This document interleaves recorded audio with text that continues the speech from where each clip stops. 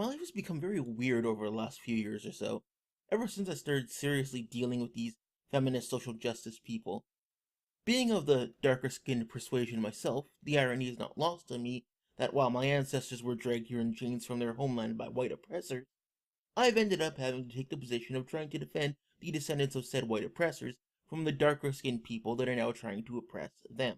Not that I really hold the slavery thing against whites to any great degree. I mean, it's not like my ancestors didn't do their fair share of enslaving back in the darkest jungles of the old country. Slavery in those days was like fashion in the 80s, a horrible abomination against human dignity, but everyone thought it was cool at the time. Also like 80s fashion, everyone seems determined to blame it solely on the white people like Motley Crue and ignore Kid and Play. But we've gone far afield from dealing with any actual racial problems that might exist, and moved into the territory of vengeance griefing over fictional problems that no one in a relatively right state of mind could possibly care about. Or, as it's generally known to the common folk, feminism and or social justice. What started out as obvious race baiting has become less obvious per se and more ass right up against your face race baiting, from crowds such as Black Lives Matter. They're taking the feminist victim playbook and running it for all it's worth. Not that they learned this only from feminism. The black community has been doing a pretty good job of this on their own, even before feminism decided to branch out to other, quote, oppressed minorities, unquote. Now, I don't think I need to tell anyone here about the attacks in Dallas recently. I'm sure you all know by now. But if you live in a box or a cabin in the woods and yet are somehow able to have an internet connection, the short version is that a Black Lives Matter protest was interrupted by gunfire aimed at taking out policemen. The man was later killed by police during a standoff, but his rampage left, I believe, 5 dead and at last count another 5 injured. The man did not identify himself as Black Lives Matter, specifically to my knowledge, but he went down saying that he was upset at white people and that he wanted to kill white people, especially white cops. Now, regardless of whether or not this man himself identified with Black Lives Matter, it was Black Lives Matter that informed his actions, or, more to the point, the underlying ideology of Black Lives Matter that fueled it. But I'll get to that in a minute. Twitter is now alight with a constant stream of messages on the Black Lives Matter hashtag, with person after person glorifying the shooter and reveling in what's just now happened. Some of these are even so morally bankrupt that even a borderline sociopath like me stands in amazement at this. Some of this is almost cartoonish levels of malevolence, displaying and proving every horrible thing that the Ku Klux Klan and white supremacists have ever said about blacks, throwing away the entire legacy of men like Martin Luther King into a dumpster because they have a trust fund baby's understanding of oppression. And let's be honest here, those black men who were killed by police that have them so up in arms, 90% of these trust fund college yuppies talking on Twitter wouldn't have crossed the street to spit on those men when they were alive. This shit started on college campuses. Peyton Head and Jonathan Butler were the sons of goddamn millionaires.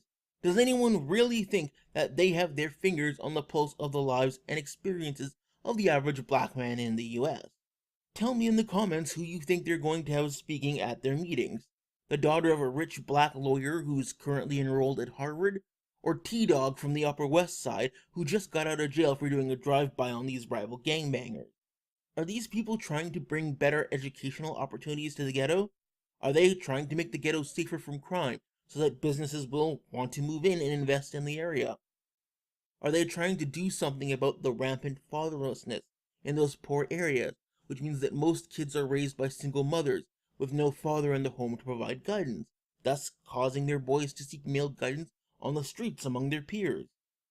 No, no.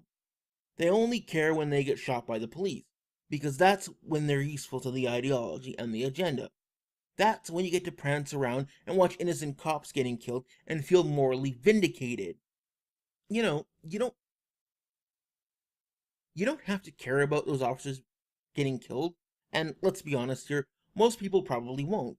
Most people aren't in Dallas, don't know those men or their families, will never know those men or their families, and are simply too far removed from it to actually care in any real meaningful way. No, you don't have to care, and most people really won't, but you at least don't have to be dicks about it. That's literally the absolute least thing required for basic humanity. And these animals failed even that.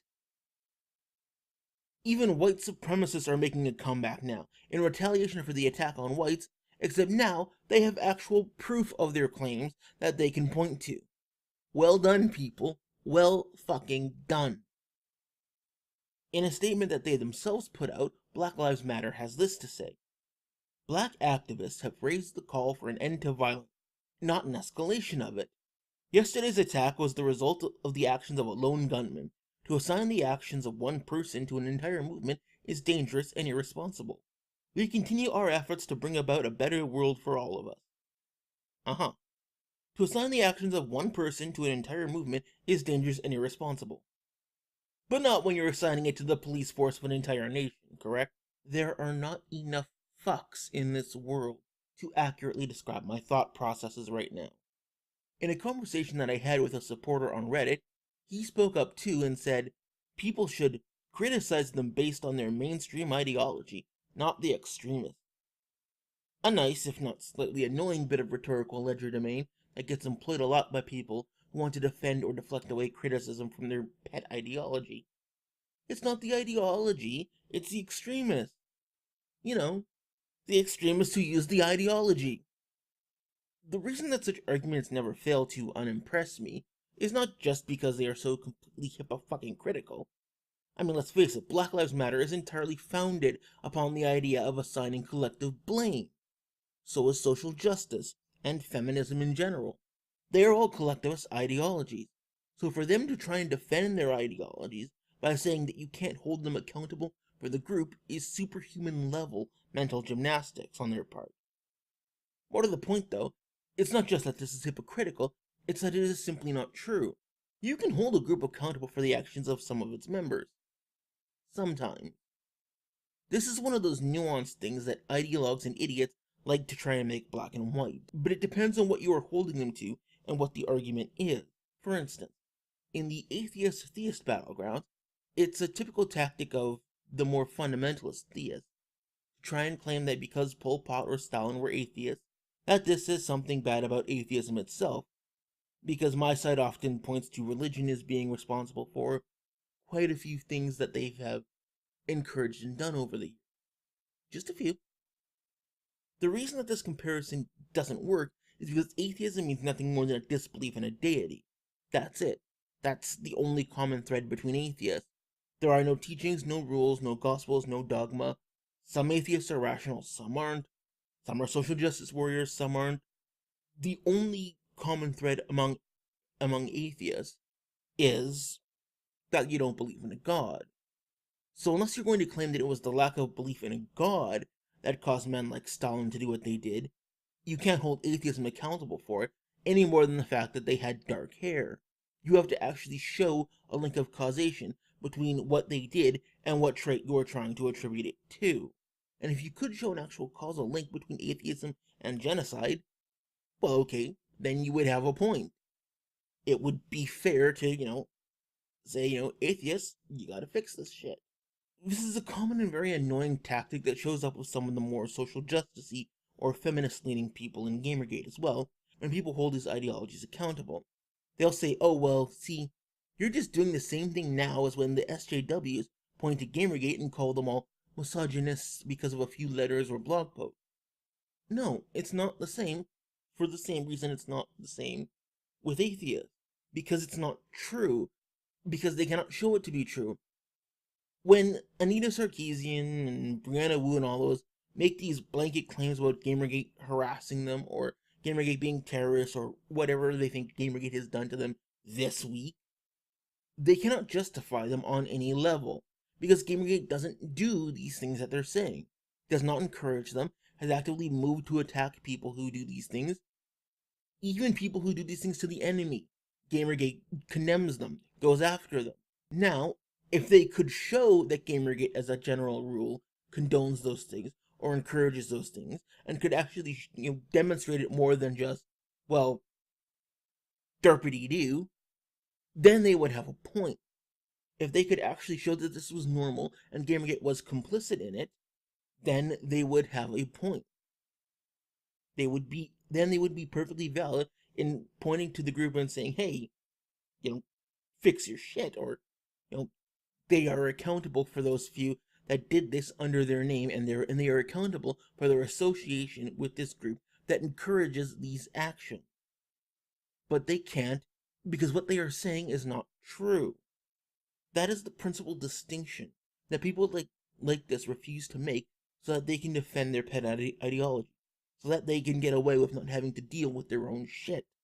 Let's take a look for a moment at a different ideology. The ideology of the National Socialist Party of Germany had, as one of its pillars, the idea that the Jewish people had long held power over the reins of civilization and government, that the Jews had conspired to keep down Aryan businesses and prevent Aryans from gaining their deserved power deserved because they were the right race, as opposed to the inferior races that already held the reins of power. Jews controlled the banks and the flow of money, so if you had to get a business loan, you had to go through the Jews. You get the drift. Now, imagine yourself a person in Germany in the mid-1930s, and this is what you have been taught to believe. This is in fact what you do believe. Would you not hate the Jews? In fact, if all that I just said were true, as you believe it to be, would it not be perfectly justified to hate the Jews? To want to take them down? I mean, if it is legitimately true that there is a Jewish conspiracy, plotting to oppress you, it is perfectly reasonable to want to attack the Jews. Now, let's say that your business is failing and you are barely managing to get by, but your main competitor is doing well, your very Jewish main competitor. What would you think is the reason for this? Is it because of your product, your marketing, your customer service? No, of course not. It can't be you. It must be because your neighbor is a Jew. Since they have all the power, he must be paying less taxes so that he can undercut you, or maybe he's subsidized by his Jewish brethren in the conspiracy, or it's that Jewish culture that teaches him to be so greedy and good at making money. But not you, of course. No, never you. So you go to the bank to get a loan for your failing business, and get turned down because they say that your business is a losing venture. Ooh, but wait a minute, the Jews control the bank. See how this works? Everything is the fault of the Jews, or the society that is secretly controlled by the Jews. All of your problems, all of your mistakes, all of your hardships you can lay at the feet of someone else. How can you be surprised then that otherwise normal people would start to see why rounding up the Jews and putting them in camps might be a good idea? If this is the thing that you truly believe describes the world, at the very least, you aren't going to be very sympathetic when other people do it to them. Now, of course, not everyone will hate all the Jews, or even most of them. And not every Nazi did either. Despite what we sometimes think, not every Nazi hated the Jews, or wanted to kill the Jews, or even wanted to persecute them. That doesn't, however, change that such was the nature of the ideology that it encouraged and defended the hatred of the Jews, by misleading people's perceptions with lies and illusions of moral superiority and righteousness. Now, in social justice and feminism and Black Lives Matter, all that same crap, what do you have? Well, you have patriarchy, the idea that society is built by men for men, and that men have always acted to suppress and oppress women, and especially white men, who controlled the world over other minorities. You have toxic masculinity, the belief that society teaches all men to be violent, murdering rape machines, which, since men are the only ones with power, means that it is them teaching the younger generation this themselves. Privilege. Men, especially white men, hold unearned advantages over you because of their genitals or color, and because they hold the power in society, and only by virtue of their genitals or color. That society is a rape culture. It is inherently racist against certain groups. It is set up to be racist against certain groups, by certain groups of people. That certain groups are more targeted for violence, despite obvious evidence to the contrary. That the authorities are out to get you, that the system needs to be brought down and replaced. And then when people bring up evidence, real evidence, solid evidence, that you might be wrong, when people point out your logical flaws or make reasonable counter-arguments that torpedo your claims, you teach them that it's their lived experiences that matter most, that by trying to show that you are wrong or not listening, they are in fact oppressing you, that even people of your own group who oppose you are just doing it because they are so oppressed that they've internalized it. Reality should take a back seat to your lived experiences, essentially telling them that all the arguments and evidence that prove them wrong are just tools of oppressors to discredit them. Because, after all, you're the ones fighting for equality. You're the ones saying that, everyone should be equal. Just, you know, some are more equal than others. And then these social justice warriors, these Black Lives Matters, these feminists, whatever you want to call them at this point, they sit there looking innocent and wonder why they spawn so many violent nut jobs. Why they produce so many women who want to kill off most of the male population. Why you can go to the Black Lives Matters hashtag on Twitter and see post after disgusting post of fucks whooping and living it up at the thought of innocent people being shot dead in the street. And not because of what they did, but because of what they happen to do for a living, knowing nothing about who they are, only knowing that they were one of them who isn't one of us, the powerless ones, the oppressed ones. And how do we know that we're the oppressed ones? Well, because we decided we were, obviously, and we just changed around the language until it worked the way we wanted it to. The true headbanger of this is that they wonder these things, even while these quote-unquote extremists chant their own words and slogans and buzzwords. When Julie Bindel talks about putting men into concentration camps, what do you think she references to justify her ideas? Toxic masculinity. Men are too naturally violent, so we need to haul them away and control them. Our minority voices weren't being heard, so we had to act out in violence so that people would pay attention to us. Even though we seem to have no trouble getting platforms. Even platforms at memorials for dead gay people that were gunned down. It is all of this nonsense spouted by all of you ideologues of any stripe that informs the actions of the extremists. Even the most moderate feminists and social justice warriors believe that women and minorities have been historically and uniquely kept down by the big bad white men. Even the moderates buy into things like women and minorities are held back by the system. Ask them. Ask the moderate ones if they believe it. Ask what they feel about depictions of rape or the influence of the media. Just listen to them and parse what they are saying. They are saying the exact same things that the extremists say, just less so. And when they get shown to be wrong or false, how do they react? This is why you don't see the moderates standing up to the extremists, because to undermine their ideology is to undermine their own. My point is that the extremists, as you call them, are not extreme because they are not following the ideology properly. They are extreme because they are following it exactly. They are taking the ideology to its inevitable conclusion if you actually believe that you live in a world where you are being constantly kept down and oppressed and have been for centuries. Of course there are people who are going to be angry and pissed off about it, even violent. That's why you have Muslim suicide bombers and not Amish ones, because the Amish extremists aren't following the extremities of an ideology that tells them to kill people. Muslim extremists, not so much. Incidents like Dallas are the inevitable end result of what you preach. You are spreading narratives based on ignorance and bullshit, which can only encourage hate, and you are doing it so haphazardly around with not a care to the consequences. You want to keep believing in bullshit, fine, it's a free country. But at least take responsibility for the bullshit you peddle.